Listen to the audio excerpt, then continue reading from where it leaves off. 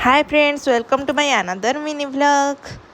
आउ ये आज बहुत ही लेट रे आसिले ऑफिस रो हेले मु आनी की रखी गुपचुप कौन भाई ना आम 2 दिन तले गोटे गुपचुप खाई से बहुत ही टेस्टी थिला। पुणी आज खावाई इच्छा है तापर से कहले तुम तो मो मनर कथा जानदेल। मु कहली जानीपारिनी केमती जेते हेले कहा स्त्री।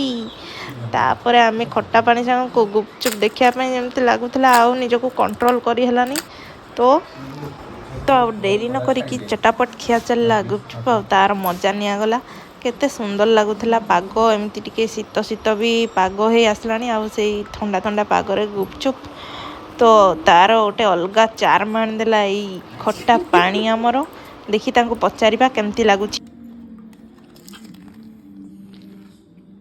केमिति लागुची।